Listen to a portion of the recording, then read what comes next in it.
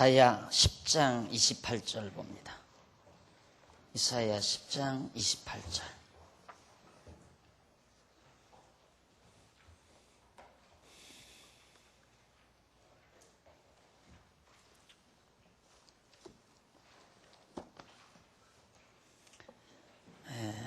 아수르 왕이 아얏에 이르러 미그론을 지나 믹마스의 치중을 머무르고 영을 넘어 게바에서 유숙하며 라마는 떨고 사우르 기브아 사람은 도망하는도다. 딸 갈리마 큰 소리로 외칠지어다. 라이사야 자세히 들을지어다. 가련하다 너 아나도시여. 만메나 사람은 피난하며 게빔 거민은 도망하도다. 이날에 그가 노베서 쉬고 딸 시온산 곧 예루살렘 산을 향하여 그 손을 흔들리로다. 주 만군의 여호와께서 혁혁한 위력으로 그 가지를 꺾으시리니 그 장대한 자가 찍힐 것이요 높은 자가 낮아질 것이며 철로 그 빽빽한 삼림을 베시리니 레바논이 권능 있는 자에게 작벌을 당하리라. 34절까지 봉독했습니다. 교재는 4735페이지인데 중간에 보시면 10장 28절로 34절까지가 예루살렘을 쳐들어온 아수르 왕을 멸하신다고 하나님께서 예언하는 선지자 이사야를 통해서 예언케 하신 내용의 말씀입니다. 지금 우리는 아수르의 패망에 대해서 공부를 하는 중입니다. 10장 5절로부터 34절 오늘 봉독해드린 말씀까지가 바로 아수르의 패망에 대한 예언의 내용이에요. 근데 그 가운데서 28절로부터 31절까지 밑에서 네 번째 줄 나오죠. 여기는 아수르 왕이 예루살렘을 치려고 오는 경로에 대해서 예언을 합니다. 참 얼마나 그 자상한가를 우리가 알 수 있죠. 하나님께서 아수르 왕이 이제 예루살렘을 치기 위해서 오는 경로, 오는 과정에서 그냥 오는 게 아니라 오는 과정에 여러 가지 도성들을 다 점령을 합니다. 치고 점령을 해요. 그래서 이제 그 성읍들이 아수르 왕에게 무릎을 꿇고 패망하는 모습을 미리 선지자 이사야로 하여금 예언케 하는 거죠. 참 이런 걸 보면 너무너무 하나님께서 자상하게, 우리가 보통 믿음이 있다는 사람들은, 믿음이 좀 있다는 사람들도 크고 방대한 일은 하나님께서 다 정하셔서 하실 수도 있다 또 하시고, 그러나 자잘구리한 일, 작은 일, 인간들의 능력으로 충분히 할 수 있는 그런 일들은 인간이 해서 해나간다라고 그렇게 생각하는 경향이 많습니다. 그러나 하나님께서는 여리고성도 하나님이 무너나게 하실 뿐만 아니라 자그마한 아이성도 하나님이 무너나게 하신다. 마찬가지로 이제 아수르 왕을 일으켜서 예루살렘을 치기 위하여 오는 과정에 작은 도성들, 자그마한 마을들, 이런 것들이 아수르 왕에게 망하게 될 것을 다 예언하고 있는 겁니다. 그래서 31절까지가 바로 그 경로에 대한 내용인데, 거기 보면 아수르 왕이 아얏에 이르러 미그론을 지나 믹마스의 치중을 머무르고 영을 넘어 게바에서 유숙하며 라마는 떨고 사우르의 기브아 사람은 도망한다고 그렇게 예언을 해요. 여기 아얏은 예루살렘에서 동북쪽에 위치한 아이라는 성읍을 말합니다. 여호수아 7장에 보면 자그마한 아얏, 이것이 이제 아까 말했듯이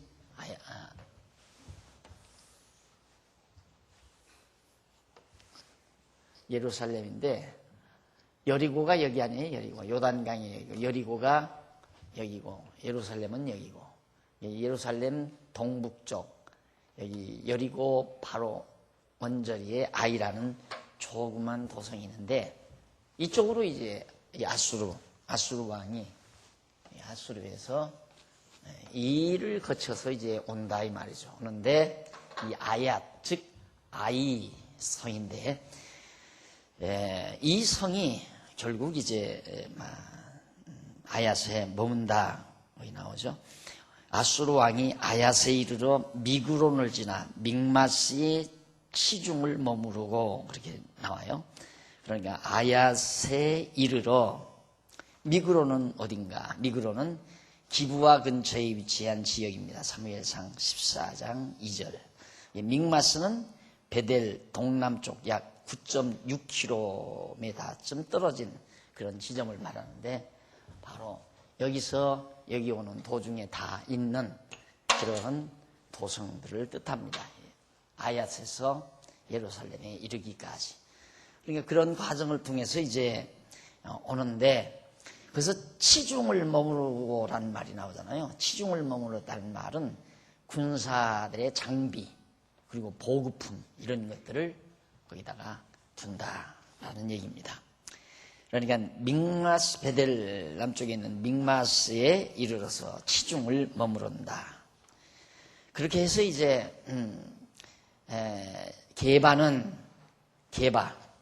게바와 기브아 사이에 있는 게바는 믹마스에서 남서쪽으로 조금 떨어져 있는 성읍이고 라마는 기브아 사이에 있는 성읍인데 기브아는 예루살렘과 라마 사이에 있는 성읍을 말합니다. 그러니까 그 쭉 내려오면서 있는 작은 도성들이에요. 그런데 이사야 선지자는 아수르 군대가 요단을 건너 아이성을 거쳐 예루살렘을 치려고 남쪽으로 내려오는 경로에 위치한 성읍의 백성들이 두려워 도망한다는 뜻입니다. 생각해 보십시오. 이 강대한 아수르 군대가 엄청난 군대를 이끌고 지금 예루살렘을 치러 온단다 하는 소문을 듣고 이 언저리에 있는 조그만 도성들, 성민들이 다 무서워 벌벌 떨고 도망을 치게 된다. 이런 얘기를 왜 하는가? 그게 뭐가 생명의 말씀인가? 우리와 아무 관계가 없잖아요. 예를 들면 우리가 관심 있다면 만약에 김정일이가 서울을 치러 군대들을 난파시켰는데 서울까지 오는 동두천을 거쳐 의정부 거쳐서 그렇게 오는데 거기 사람들이 다 두려워 떨고 도망간다. 그런다면 우리에게 관심이 있지만 그건 전혀 옛날 예루살렘이 망할 때 있었던 일이고 우리와는 거리가 너무 먼 일이고 우리나라에 관한 일도 아니고 그런데 우리가 그걸 읽고 배워야 하는 이유가 뭔가 이미 여러분들이 다 아시겠지만 예루살렘이 아수르에 의해서 멸망을 당했을 때에 선지자가 자세하게 예언한 대로 하나하나 되어질 때 정말 맞다. 사람은 한 번 가지고는 안 된다고 그래요. 그게 적어도 인간에게 쇠뇌를 시키려고 해도 수백 번을 반복을 해야 쇠뇌가 된답니다. 한두 번 가지고 안 되고 그리고 가르쳐 준다고 해도 한두 번 가지고 안 되고 수백 번을 반복해서 가르치고 해야 그것이 입력이 되고 또 이해가 되고 그렇기 때문에 하나님께서는 그냥 이사야 예루살렘 아수르가 와서 쳐서 망한다 이 한마디만 해놓으면 어쩌다가 망했지 정말 하나님이 망하게 했겠나. 그러나 이사야 선지자를 통해서 자세하게 어떻게 아수르 군대가 오고 어디를 거쳐서 오고 어디에다가 시중을 머무르게 하고 군사 장비들을 다 머무르게 하고 그래서 예루살렘을 친다. 자세하게 말했을 때 그 말한 내용들이 하나하나 그대로 실천되고 이루어질 때 맞구나. 정말 맞네. 진짜 맞구나. 이렇게 이루어지는 과정을 따라 점점 더 확신에 더욱 정말 깊이가 더해지는 그런 과정을 우리가 정말 짐작할 수 있듯이 하나님께서도 그걸 의도하면서 부정하지 못하게 전혀 예루살렘이 아수르에게 망할 때 이것은 하나님께서 정하신 뜻에 따라서 멸망시켰다고 하는 하나님의 존재, 여호와 하나님의 존재에 대한 확증을 이스라엘, 예루살렘 유다 백성들에게 주기 위한 하나님의 특별하신 배려라는 것을 우리가 알 수 있습니다. 그 다음 이제 계속해서 딸 갈리마 나와요. 딸 갈리마 큰 소리로 외칠지어다. 라이사야 자세히 들을지어다. 가련하다 너 아나도시여. 만메나 사람은 피난하며 계빔 거미는 도망하도다 라고 예언을 하죠. 그러니까 거기 오는 도성들의 많은 성민들이 도망도 하고 떨고 두려워하고 이런 내용까지도 다 거기서 밝혀주고 있습니다. 아나도스는 물론 예루살렘에서 북쪽으로 가까운 지점, 거의 예루살렘 가까이에 있는, 북쪽에 가까이에 있는 그런 성읍입니다. 그리고 만메나와 게빔은 현재로 그 위치를, 오래됐죠. 예루살렘 망한 때가, 이때가 이제 주전 587년이니까 아니 그렇죠. 587년 약 6세기 되니까 2600년 지금으로부터 그 흔적을 뭘 알 수가 없어요. 조그만한 마을이 그냥 있다가 없어졌기 때문에 어디에 그 정확한 위치가 어딘가, 다만 짐작할 수 있는 건 예루살렘 북쪽에서 예루살렘에 가까이 있는 그런 도성들이었을 것이다 라고 짐작할 수 있습니다. 계속해서 이사야 선지자는 아수르 군대가 예루살렘을 치려고 남쪽으로 계속해서 내려오는 경로에 위치한 길림 거민이 큰 소리를 지르는 것을 라이사 거민이 듣게 되는가 하면 기타 성읍 거민이 가련하게 난을 피해 두려워 도망한다는 얘기예요. 막 오다가 아수르 군대가 길림 성민들을 갖다가 막 학살하고 다 죽이고 그러니까 막 거기서 대성통곡도 하고 막 고함도 지르고 그러니까 그 소리가 이웃 성읍에 들려서 결국 고통을 당하게 되고 나머지 성민들도 다 두려워 피난하게 된다. 이런 얘기예요. 자, 그 다음 제 32절로부터 34절까지는 예루살렘을 치려는 아수르 왕을 여호와께서 멸하실 것을 예언을 해줍니다. 생각해 보십시오. 이렇게 여호와 하나님께서 아수르를 통해서 예루살렘을 칠 때 치러온 아수르를 하나님이 막아서 예루살렘을 치지 못하게 하겠다. 지금 그 얘기거든요. 그건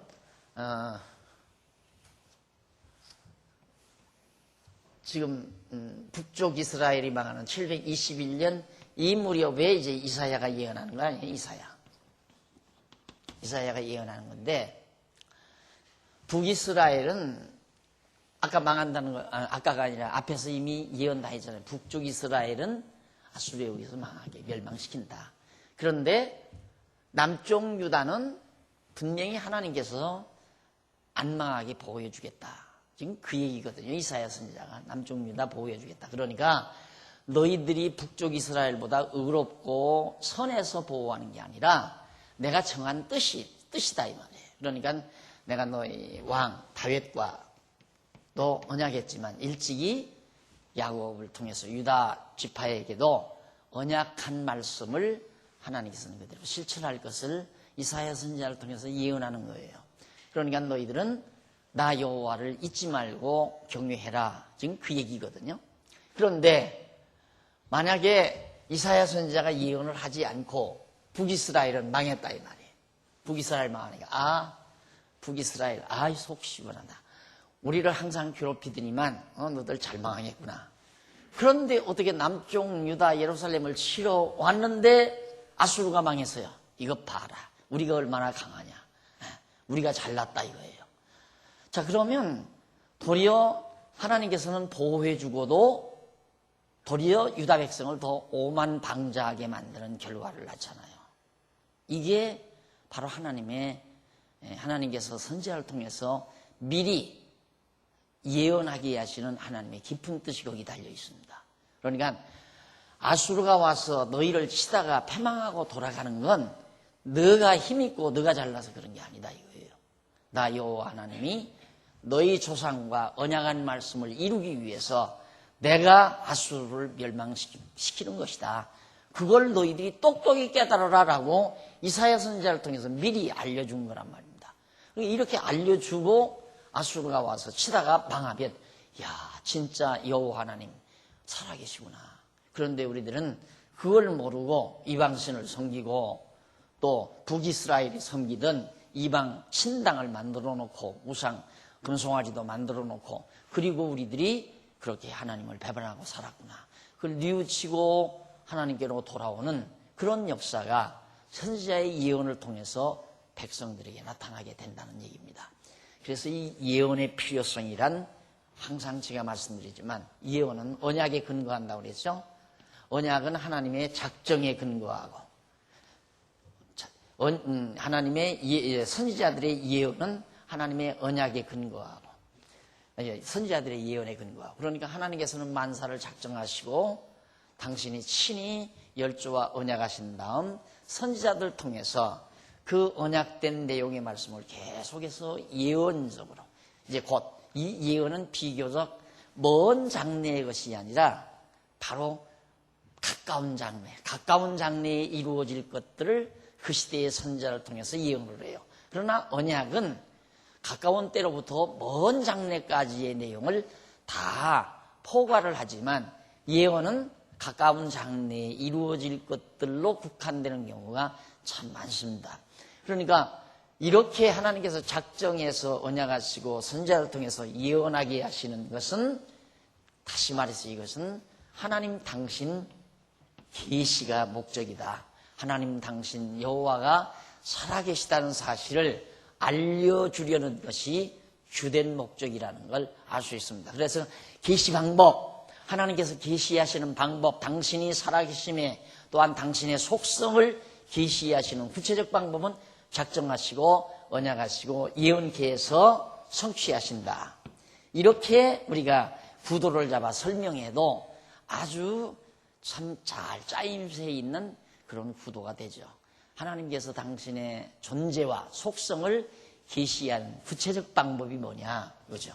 하나님께서 모든 일을 다 만세전에 작정하시고 그 작정대로 될 것을 언약하시고 그 언약에 기초해서 선지자들로 예언케 하시고 그걸 그대로 이루심으로 하나님이 살아계시고 그분이 어떠한 속성을 가지고 있는가를 알려주시는 것이다. 이렇게 생각을 하시면 됩니다. 그러니까 지금 여기서 이사야 선지자를 통해서 하나님께서 이렇게 이 사실을 예언하게 하는 것은 결국 계시가 목적이다. 이 말 한마디 여러분들에게 집어드리기 위해서 드리는 거예요. 하나님 살아계심을 알게 하려는 거예요. 그의 놀라우신 속성을 깨닫게 하려는 거고 이것이 선지자 이사야로 하여금 예언케 하시는 내용이다.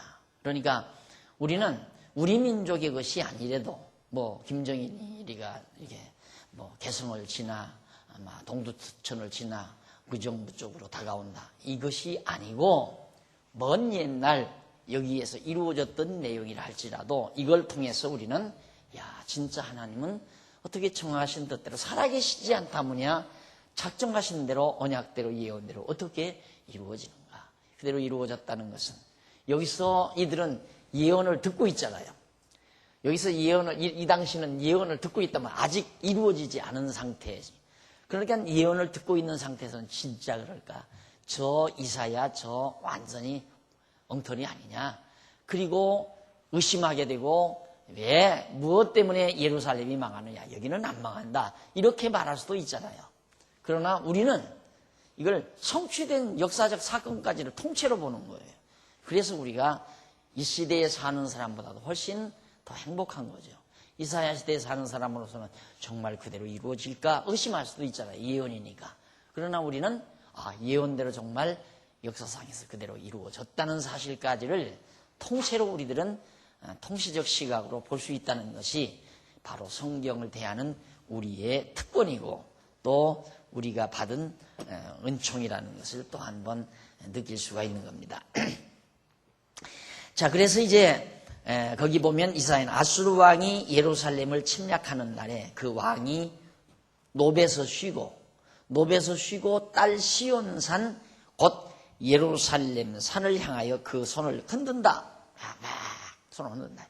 이제 전쟁 와서 예루살렘 다 와서 이제 어디서 노베에서 와서 쉬고 노베에서 와서 진을 풀고 거기서 다 진지를 머물고 쉰 다음에, 근데 이 노비라는 땅은 예루살렘에서 동북쪽에 위치한 감남산맥 동북쪽, 예루살렘에서 동북쪽이면 이쪽 아니에요, 이쪽이 동북쪽인데, 동북쪽에 여기 감남산, 이게 이제 감남산이 예수님께서 겟세마네 동산, 감남산, 여기 자주 예수님이 오르내리시던, 신약시대에 오르내리시던 산입니다. 그 산 언저리, 거기에 노비라는 곳이 있는데, 거기 와서 이제 바로 아수르 왕이 진지를 풀고 쉬었다가 예루살렘 도성을 향해서 손을 흔들게 된다. 자, 결국 손을 흔든다는 말은 승리를 장담하는 얘기죠. 우리는 반드시 이긴다. 그럼 뭐 물어볼 것 없이 이기게끔 돼 있죠. 그렇잖아요. 강한 군대니까. 그래서 거듭 말씀드리지만 아수르를 하나님께서 통해서 북이스라엘, 이게 이스라엘, 강한 이스라엘을 치기까지는 여기 오다가 다메섹이라는 곳이 있잖아요. 다메섹. 아람 나라의 다메섹 등 이런 큰 도성들이 있는데 이거 다 먹었잖아요. 아수르가 다. 그러니까 이거 유다 땅 이거 조그만 이거 하나는 간단한 거죠. 너무너무 간단한 거예요. 근데 하나님이 하셨다고 하는 사실을 부정할 수 없도록 하나님께서 그렇게 섭리를 해요. 이들은 아주 나약하게 만들어 놓고 대적은 엄청나게 강대하게 만들어 놓고, 그렇게 해서 결국은 하나님께서 가장 나약한 자를 강한 자로 하여금 부끄럽게 만드심으로 여호와의 능력을 누구라도 알 수 있게끔 만들어 놓은 것. 지난번에도 말씀드렸지만 우리나라가 독립되고 나서 그 당시에 모든 감정으로 이것은 정말 하나님께서 우리 해방을 주었다. 그래서 애국가에도 하나님이 보호하사 우리나라 만세라고 애국가에도 그렇게 했지만은 세월이 흐르면서는 뭐 세대가 바뀌니까 그 감정 별로 없잖아요. 하나님이 막 웃기는 소리 하고 있어. 무슨 하나님이 우리를 보호해. 일본이요, 얼마나 살기등등했으면 미국 하와이 점령해가지고 미국 본토까지 다 점령해서 세계를 완전히 다 지배해보려는 야망을 가지고 정말 이제 하와이를 향해서 진군할 때 미국에서 할 수 없이 히로시마에다가 원자폭탄 내려서 쏘아 부었잖아요. 그래서 이제 손을 들었기 때문에 보통 사람은 미국이 우리에게 해방을 가져다 주었다라고 겉으로 보면 거죠. 겉으로 보면. 그러나 정말 우리 입장에서는 독립해서 살 만한 그런 존재가 아니었어요. 독립해서 살 만한 힘이 있는 민족도 아니고 이미 완전히 땅도 다 뺏기고 언어도 다 빼앗기고 모든 실권 다 빼앗기고 우리 민족들은 만주벌판으로 쫓겨나가기도 하고 남양군도 지역으로 젊은이들을 전부 빼돌리고, 이 젊은이들을 빼돌리면 씨가 말라지잖아요. 점점 씨 말라지고 정말 살 수 없는 분들은 만주 지방으로 만주 벌판에 가서 이제 땅 개간해서 곡식 심고 먹고 살려고 만주 벌판으로 몰아내고, 완전히 한반도 땅은 일본인들의 안방이 되다시피 그렇게 했기 때문에 도저히 불가능한 거지만 하나님께서 그래도 한민족을 쓰실 날이 있어서 이렇게 보호하시고 지켜주셨다고 우리는 확신하고 사는 거죠. 정말 유다가 아수르를 패망시킨다는 건 불가능한 얘기입니다. 도저히 상상을 해보세요. 저게 가능한 얘기인가. 근데 하나님은 그렇게 구도를 만들어 놓으시고 정반대의 역사를 이끌어간다. 사람들의 생각과는 정반대의 역사를. 그렇게 해서 하나님이 살아계셔서 역사한다는 사실. 그러나 승리를 장담하면서 이제 그 아수르 군대가, 아수르 왕이 이제 손을 흔들고 난리를 치겠지만, 그러나 주만군의 여호와께서 혁혁한 위력으로 그 가지를 꺾으시리니 그 장대한 자가 찍힐 것이요 높은 자가 낮아질 것이며 철로 그 빽빽한 살림을 베시리니 레바논의 권능 있는 자에게 작보를 당하리라고 그렇게 예언을 합니다. 이 상징성 있는 말들이 많아서 조금 설명이 필요하죠. 여기서 이제 아수르 군대의 자고함을 뭘로 표현하면 레바논의 울창한 살림의 비유를 합니다. 예, 아수르 왕이 왕의 그 자만 5만 방자 이걸 어디에 비유하느냐면 레바논 산, 이 높은 이후에 레바논 산이 있어요. 높은 산에 아주 그 백향목나무가 막 쫙쫙 하늘을 찌르듯이 서 있는 백향목나무가 울창하게 우거진 그런 산이 레바논 산의 백향목입니다. 그러니까 아수르 왕의 교만이 이처럼 하늘을 찌를 듯이 아주 오만방자하다 이거죠. 자, 그렇게 비유하면서 그 가지가 꺾인다. 나무가 배임당하듯이 여호와께서 아수르 군대를 멸하신다는 그런 뜻으로 이해를 한 겁니다. 여호와께서 일찍이 모세를 통해서 이스라엘 자손에게 대적을 멸하실 것을 언약하신 사실이 신명기 28장에 나와요. 그럼 여기 이 도표로 보면 쭉 나가서 여기 이제 모세가 나오잖아요. 모세. 이게 이제 다윗 이전에 1000년 전이죠. 이게 모세 시대에 하나님께서 모세를 통해서 신명기 28장 여기에서 분명히 앞으로 너희들에게 대적들이 이제 쳐들어오는데 그때 내가 그 대적을 멸해주마라고 모세 시대에 하나님께서 언약하신 말씀이 그 근거에서 결국 선지자 이사야가 예언한 거거든요. 그 예언대로 반드시 그대로 이루어진다는 사실을 선지자 이사야가 백성들에게 예루살렘과 유다 백성들에게 계속해서 지금 말하고 있는 거예요. 그런데 그 예언이 그대로 이루어졌다라는 사실이죠.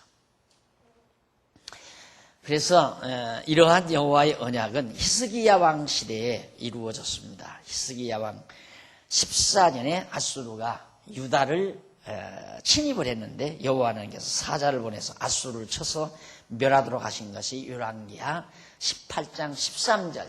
히스기야 왕은 언제냐면 여기 이사야 선지자가 예언할 무렵 한번 이사야 선지자가 언제 예언했느냐면 이사야 선지서 1장 1절에 보면 한번 확인해 보시면 됩니다. 이사야 1장 1절 거기 보면 유다 왕 우시야와 요담과 아하스와 히스기야 시대에 나오죠. 네? 그러니까 이사야가 언제 예언 활동을 했는가? 유다 왕 우시야와 요담과 아하스와 히스기야 시대 그때가 바로 이때예요. 그러니까 히스기야는 이사야 선지자 활동하던 말기예요. 여기가. 그래서 히스기야 시대는 북이스라엘이 멸망할 직전. 이 시대에 이제 히스기야가 살았는데 이때 북이스라엘 아수르가 예루살렘 쳐들어왔다 이 말이에요. 그런데 하나님께서 그때 우리 잘 알잖아요. 히스기야가 어떻게 했어요? 아수르 왕이 아수르 왕 사네림이 와가지고 얼마나 모독적인 얘기를 하는지 몰라요. 그리고 황복하라고 편지를 보내고. 그러니까 이사야가 히스기야 왕이 그 아수르 왕의 편지를 가지고 하나님 앞에 딱 펴놓고 그냥 하늘을 향해서 눈을 감고 기도를 한 거예요. 이 편지만 펴놓고. 그러니까 하나님이요, 이 패역한 이방민족이 하나님의 전을 회파하고 하나님의 택한 백성을 치러왔습니다. 하나님이 어떻게 하시렵니까? 이 말이죠. 이 히스기야의 기도를 하나님이 들으시고 아수르 군대를 멸망시켰다. 아수르 왕이 죽었잖아요. 멸망당하고 말았단 말입니다. 그리고 예언대로 된 거죠. 열왕기상 18장에 그 내용이 나오잖아요. 성취된 거예요. 그러니까 하나님께서는 그처럼 이제 섬기하시는데 보통 일반 교사들은 이 성취 과정에서 뭐라고 그러냐면 이 예언 이런 거 하나도 생각 안 해요. 히스기야가 기도함으로 하나님께서 구원해 주셨다. 히스기야가 기도했기 때문에 하나님이 구원해 주셨다. 그러니 기도해야 됩니다, 여러분. 그 말이에요. 그러니까 성경 보면 진짜 히스기야가 편집해놓고 하나님께 기도하니까 하나님께서 아수르 왕 멸망시켰잖아요. 기도 하나님께서 들으시고. 그런데 우리가 공부해서 보니까 기도해서 구원하셨다는 말은 이건 너무너무 유치한 말 아니에요. 그건 우리는 어디까지? 하나님께서 당신 살아계심을 우리로 하여금 분명하게 깨달아 알고 경외케 하기 위해서 만사를 작정하시고 작정대로 언약하시고 언약대로 예언케 하시고 이 시대에 예언하게 하시고 그러니까 보면 이제 쭉 올라가면 창세전에 작정하시고 작정대로 언약하시고 모세에게 언약했거든요. 언약대로 예언케 하시고 예언대로 히스기야 시대에 성취하게 하셨다 이 말이에요. 이게 완전히 하나님이 정하신 뜻대로 하나님이 다 하신 거란 말입니다. 다만 히스기야가 그렇게 해가는 섭리 과정에서 히스기야가 하나님께 기도한 거죠. 그리고 왜 하나님 히스기야는 그렇게 기도했는가? 히스기야의 기도, 여러분 기도란 무엇인가? 품절됐지만은 거기 보면 히스기야의 기도가 나와요. 히스기야가 기도한 까닭은 하나님이요, 우리 열조들에게 하나님 언약하시지 않았습니까? 그 말이에요. 또 다윗에게도 약속하시고. 그런데 이방 나라 왕이 아수르 왕이 와서 쳐서 멸하신다면 하나님께서 말씀하신 언약의 말씀이 다 거짓부렁 아닙니까? 거짓말 아닙니까? 이런 뜻이에요. 히스기야가 기도한 것은. 그러니 하나님이요, 언약을 하셨으니까 우리를 구원해 주십시오 그 말이거든요. 그러니까 하나님께서는 그래서 구원한 거란 말입니다. 기도했기 때문에 구원한 게 아니라 하나님이 이렇게 다 모든 걸 작정하시고 언약하시고 예언하셨기 때문에 정하신 뜻대로 구원하시는데 히스기야로 하여금 기도하게 하신 거죠. 왜 기도하게 했는가? 아수르 왕이 쳐들어왔는데 어떻게 기도를 안 해요? 하나님이 지금 쳐들어왔습니다. 우리 좀 살려주세요 하고 살려달라고 기도 안 하면 안 살려주나요? 그 말을 내가 역으로 확실하게 하기 위해서 기도 안 해도 이루어진다 그 말이에요. 그런데 기도를 안 할 수가 없죠. 지금 아수르 왕이 쳐들어왔는데 하나님이 지금 쳐들어왔습니다. 우리 좀 살려주세요 할 거 아닙니까? 당연한 거죠. 그러니까 그렇게 기도했기 때문에 이루어진 게 아니라 하나님께서 간구하게 해서, 그래서 내가 늘 강조하지만 하나님은 우리에게 소원을 주시고 그 소원대로 이루어 주시는 분이시다 라는 얘기입니다. 그러니까 저런 측면에서 저런 얘기만 자꾸 기도하면 이루어진다, 기도하면 이루어진다. 그래서 기독교가 이상한 신앙생활이 되어버리고 마는 거죠. 그리고 아주 피곤하고요. 왜 안 이루어집니까? 기도하는데 아직 기도의 영빨이 약하다 이거예요. 기도의 영빨이 세야 된다. 기도의 영빨이 세려면 어떻게 해야 하는가? 성령을 충만히 받아야 한다 이거예요. 그래서 영으로 기도해야 되고, 그래서 금식하고 산속에 가서 하나님의 영과 교제하면서 영빨이 세게 하나님께 기도하면 응답이 된다. 그래서 예수 믿는 사람들이 정신이 해가닥할 수밖에 없죠. 멍멍해가지고. 얼마나 안타까운 문제들인지 알 수가 없습니다.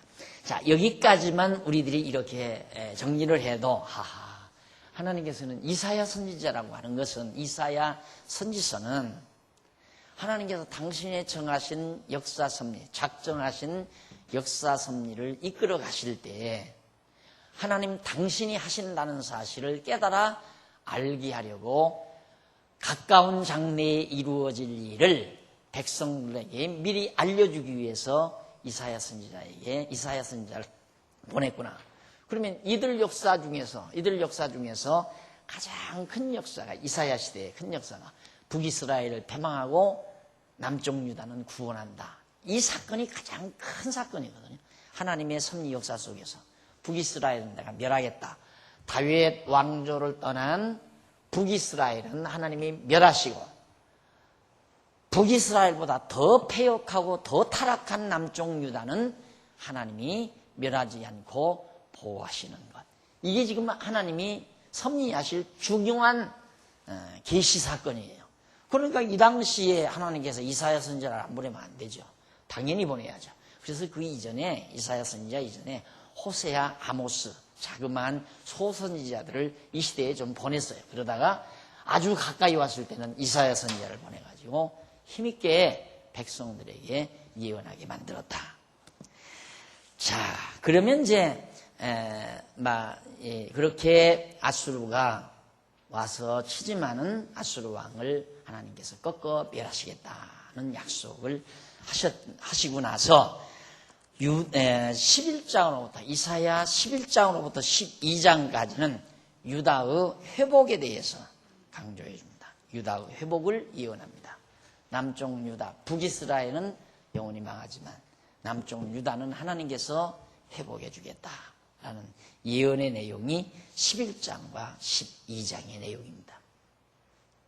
그래서 그 가운데 여러 가지 내용이 나오는데 1절로 5절, 즉 11장 1절로 5절은 뭔 얘기냐면 이새의 줄기에서 날짝의 신분과 직무에 대해서 예언하고 6절로부터 10절은 메시아 시대의 평화의 모습, 그리고 11절로 16절은 남은 백성을 찾으시는 결과의 방법, 그리고 이제 12장 1절로 6절은 구원의 감사와 여호와의 그 이름을 찬양할 것을 예언하는 그런 내용으로 엮어져 있습니다. 자, 그럼 우선 11장 1절로 5절은 38페이지 나오는데 이새의 줄기에서 날짜의 신분과 직무에 대한 예언입니다. 자, 여기서 보면 다윗 아버지가 이새 아니에요? 이새의 줄기란 이 줄기를 말하는 거예요. 이 줄기를. 이새의 줄기는 다윗 왕통이 계속해서 유지된다라는 얘기죠.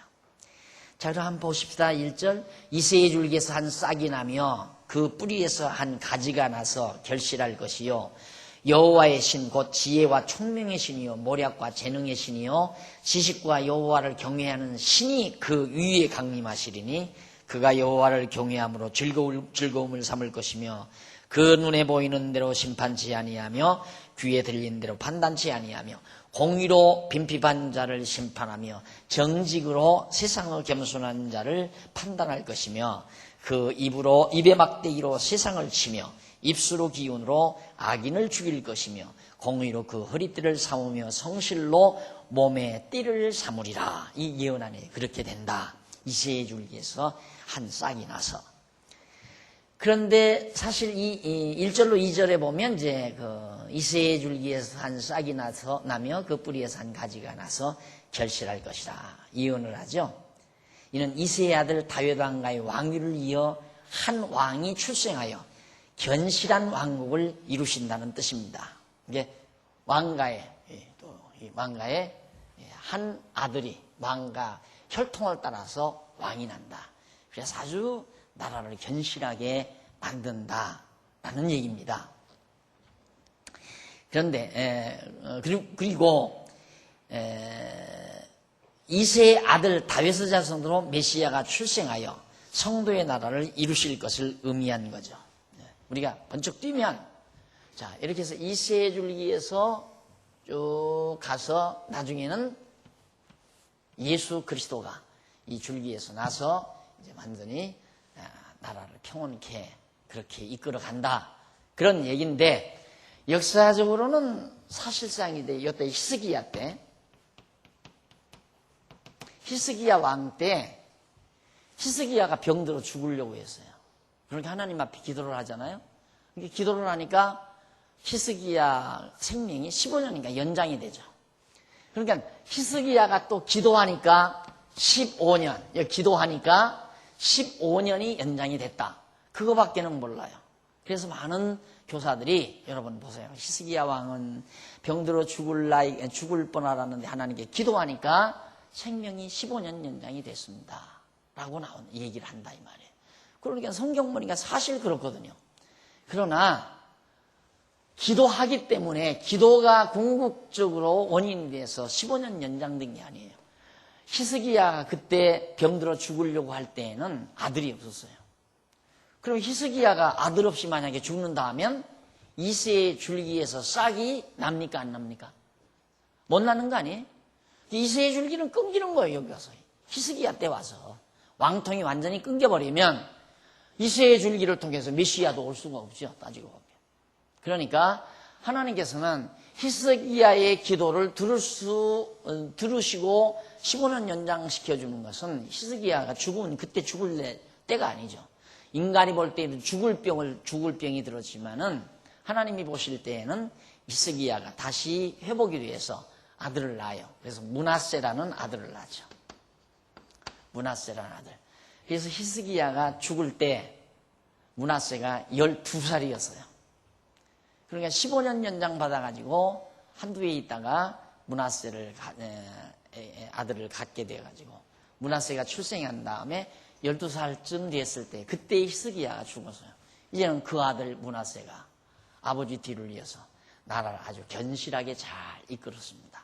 이것이 장차 만왕의 왕으로 오실 그리스도에 대한 하나의 모형적 사건이었다라고 이해하시면 틀림이 없습니다. 그 다음 이제 여기 그리고 여호와의 신 곧 지혜와 총명의 신이고 모략과 재능의 신이며 지식과 여호와를 경외하는 신이 그 위에 강림한다고 예언합니다. 근데 여기 여호와의 신은 창세전에 작정하신 뜻에 따라 이스라엘 열조에게 언약하신 말씀대로 이루어 주시는 신이라는 뜻입니다. 여호와의 신, 언약대로 이루시는 여호와란 그의 신이 임한다 이 말이에요. 그래서 이사야 선지자는 여호와의 신에 대해서 먼저 지혜와 총명의 신 이 말이 히브리어로 루아흐 호크마, 그 다음 우비나라고 해요. 그런데 이는 창세전에 작정하신 뜻에 따라 만사 만물에 대한 이치를 밝히 분별하는 신이다 그 말이에요. 그러니까 지혜와 총명의 신 이 말은 우리가 의미를 분석하자면 창세전에 작정하신 뜻에 따라 만사 만물을 섭리하시는 만사 만물에 대한 이치를 밝히 분별하는 그런 신이다. 여호와의 신, 지혜와 총명의 신, 여호와의 신, 지혜와 총명의 신 같은 뜻이에요. 그리고 모략과 재능의 신이라고 했는데 역시 이것도 히브리 원문으로 루아흐 에차 우게브라라고 하는데 이는 창세전에 여호와의 작정하신 뜻에 따라 계획을 세워 능력으로 다스리는 신, 그러니까 지혜와 총명이 있는 신, 여호와의 신이 그 위에 있다. 그러니까 므낫세에게 쉽게 말하면 1차적으로는 역사적으로는 히스기야에게서 출생한 므낫세에게 여호와의 신이 임해서 하나님의 정하신 뜻을 잘 깨닫고 그 뜻대로 나라를 이끌어가고 섭리해 가신다라는 얘기예요.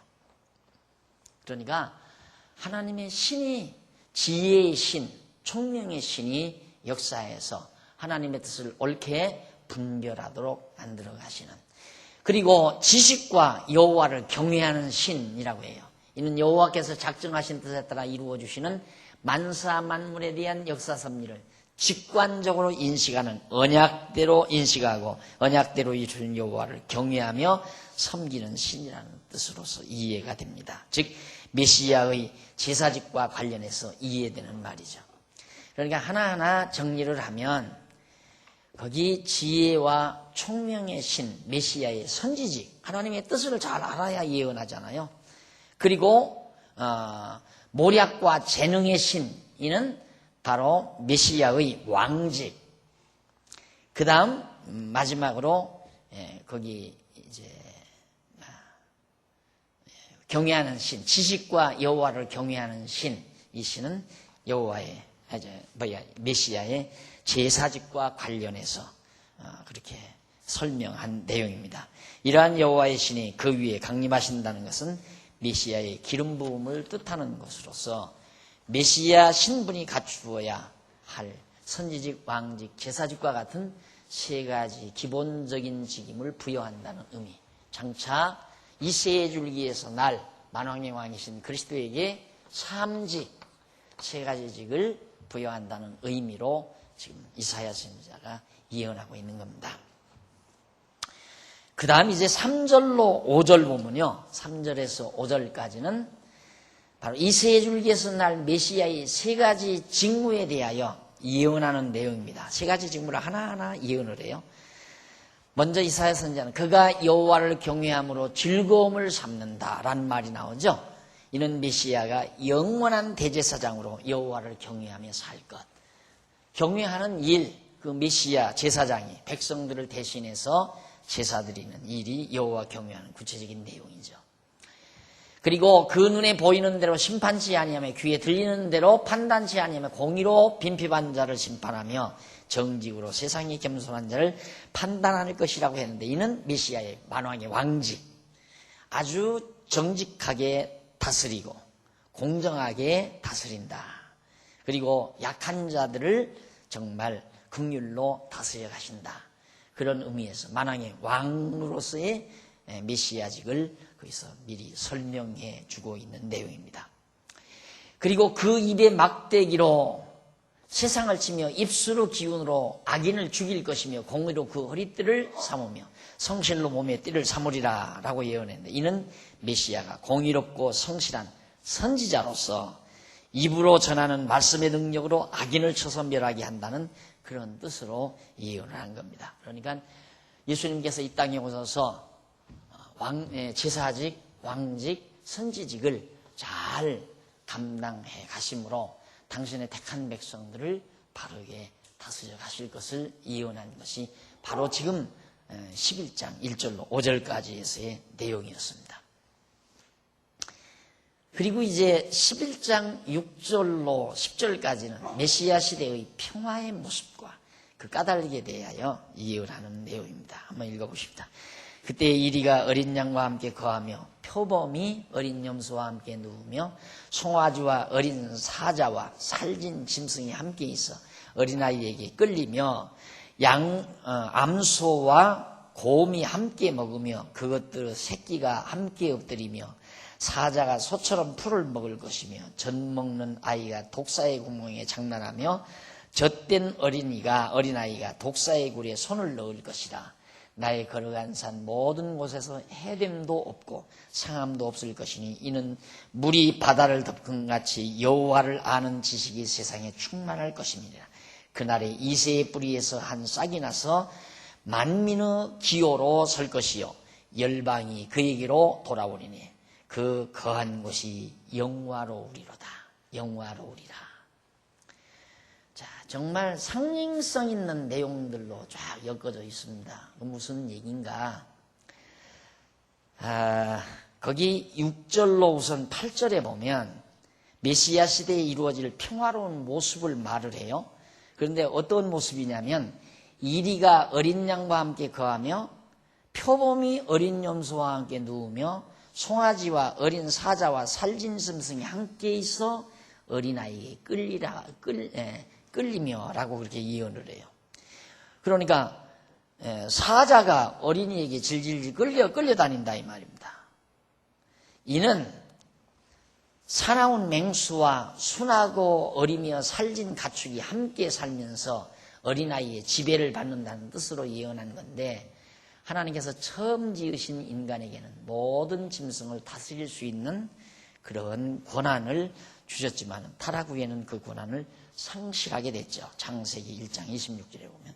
그러니까 처음 에덴 동산에서는 모든 만물을 다 인간이 다스려요. 그러니까 뭐 사자도 다스리고 곰도 다스리고 호랑이도 다스리고 표범도 다스리고 얼마든지 사람들이 전부 다 다스리도록 돼 있는데, 인간이 타락하니까 도리어 그 짐승들이 인간을 해하게 되는 그런 결과, 이것이 저주가 덮인 오늘의 현실이거든요. 그런데 만왕의 왕 되신 예수 그리스도가 오셔서 정말 잘, 지금 이제 신약 시대죠.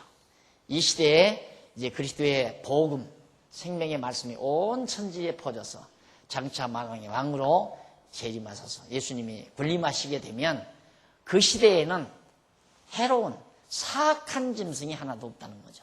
모두가 인간에게, 힘없는 어린아이지만은 사나운 짐승도 인간에게 다 지배되고 다 순종하고 따르게 된다는 그런 예언의 말씀을 이사야가 예언해 주고 있는 겁니다. 그리고 암소와 곰이 함께 먹으며, 암소는 가축이고 곰은 야생 동물이죠. 무서운. 그것이 함께 먹어요. 그것들의 새끼가 함께 엎드리며 사자가 소처럼 풀을 먹을 것이며 라고 예언합니다.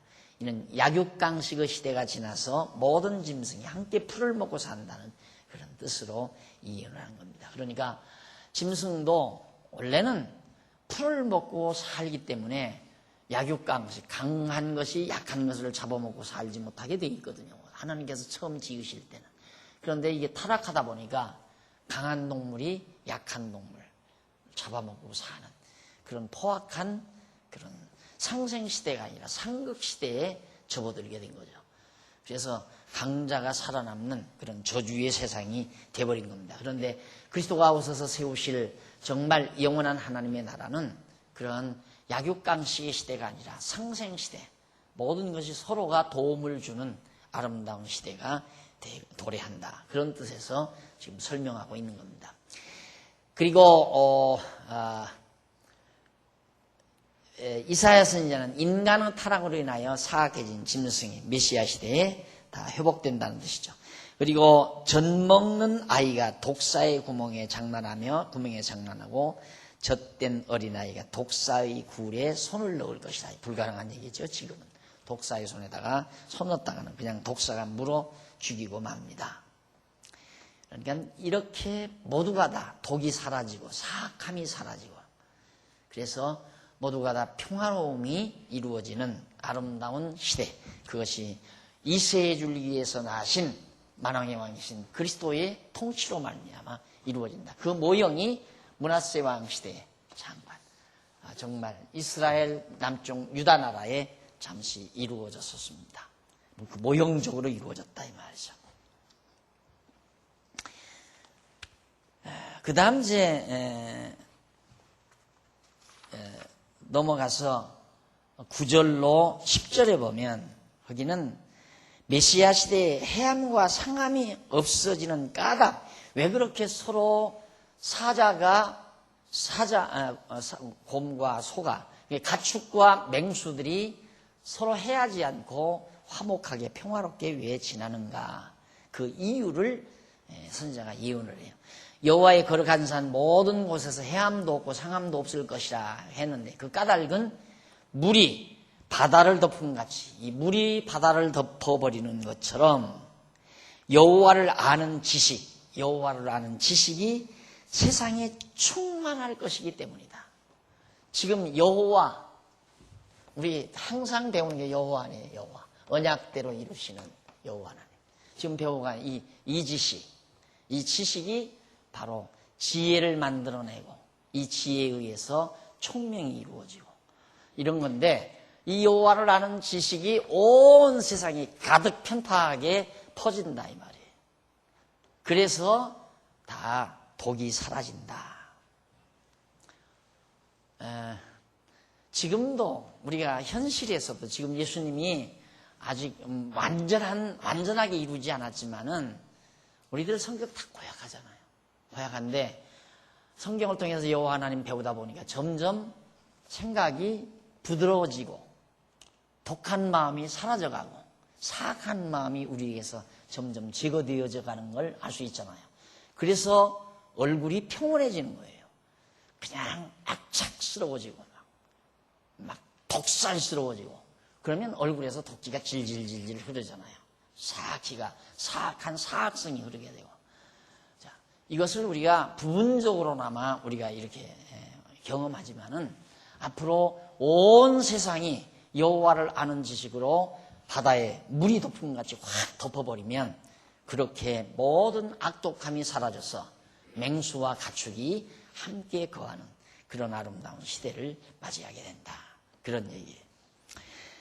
그리고 여기 이제 물론 거룩한 산은 여호와의 전이 있는 예루살렘 시온산을 가리키지만 메시아 시대에 있어서는 메시아를 통하여 신령한 성전이 세워지는 온 세상을 의미하는 겁니다. 그러니까 여호와의 이름을 두신 성전, 그것이 예수 그리스도가 다스리는, 그리스도가 세우신 영원한 신령한 성전이 바로 여호와의 이름을 보관한 곳이기 때문에 거기로부터 온 세상에 여호와를 아는 지식으로 가득 채운다. 결국 이사야 선지자는 메시아 시대가 오면 온 세상이 여호와를 알고 경외하며 섬기게 되기 때문에 서로 분쟁하며 싸우는 일이 사라지고 평화가 이루어진다는 그런 뜻으로 지금 여기서 예언한 겁니다. 자, 이건 정말 조금 전에 말씀드린 대로 우리에게 지금 부분적으로나마 우리 교회도 그러잖아요. 우리 모든 성도들이 여호와를 아는 지식이 점점 많아지니까 성도와 성도 사이에 분쟁이나 다툼이나 사악함이라든가 이런 것들이 점점 사라지고 교회가 평온해지는 것을 우리가 실제로 지금 경험하고 있듯이 완벽하게 온 세상이 여호와를 아는 지식으로 덮어버리면 모두가 다 여호와를 알고 경외하게 되니까. 그래서 사실상 이제 이 막바지에 가서는 유대인 시대가 온다고 늘 강조했죠.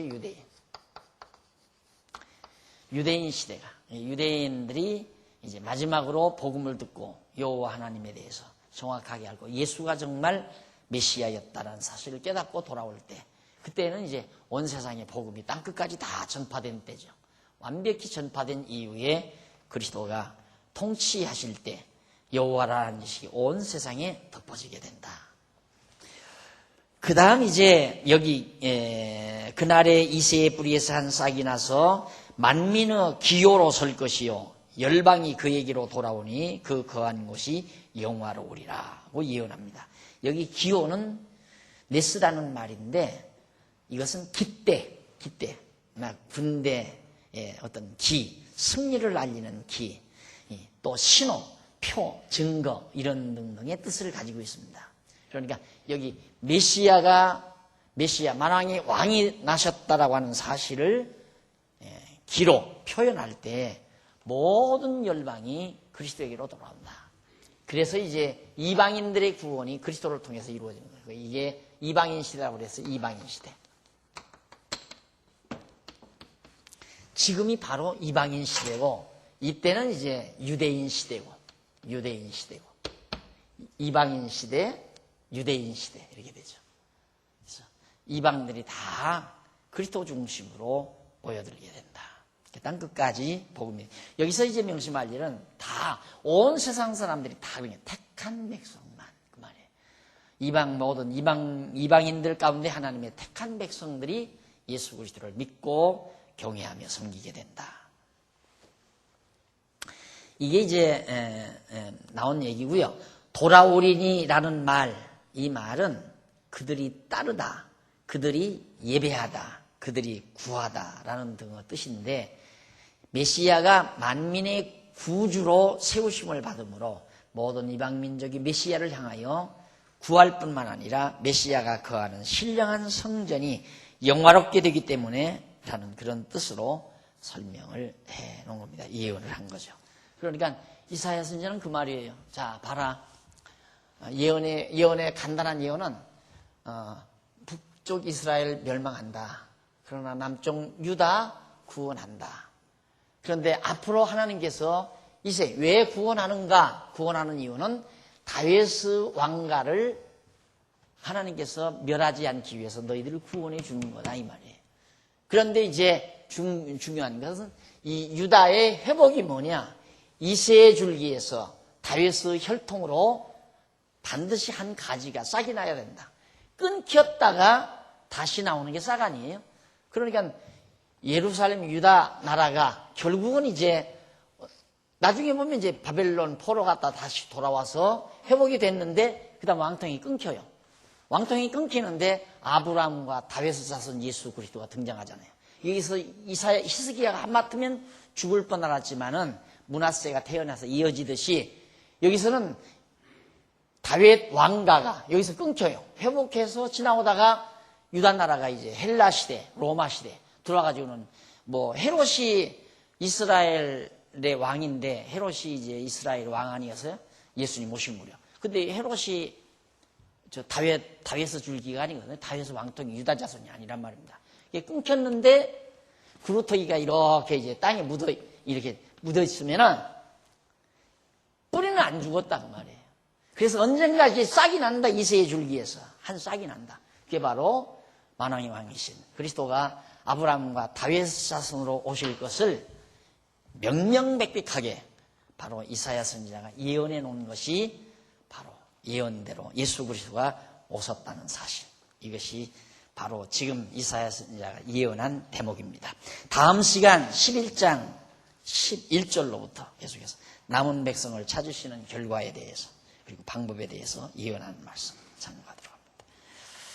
기도하십시다. 자비하신 아버지 하나님, 오늘 밤도 저희를 부르시고 이사야 선지자를 통해서 예언하신 말씀 상고하면서 예언대로 2000년 전 아브라함과 다윗의 자손으로 예수 그리스도가 오셔서 온 이방 택한 백성들에게 복음이 증거되고 있다는 오늘의 현실을 우리는 지금 경험하고 체득하고 있습니다. 하나님 아버지요, 이 놀라운 사건 앞에 우리는 공손히 머리 숙여 살아계신 여호와 하나님을 잊어버리지 말게 하시고 여호와라는 지식이 얼마나 소중하고 값진가를 다시 한번 깊이 체득하는 귀한 시간 되게 해 주시옵소서. 어두운 밤길 돌아가지만 지켜주시고 주 안에서 다시 만날 때까지 가정과 귀한 종들의 건강을 지켜주시옵소서. 예수님 이름으로 기도드립니다. 아멘. 하늘에 계신 우리 아버지 이름이 거룩히 여김을 받으시오며 나라의 마옵시며 뜻이 하늘에서 이룬 것 같이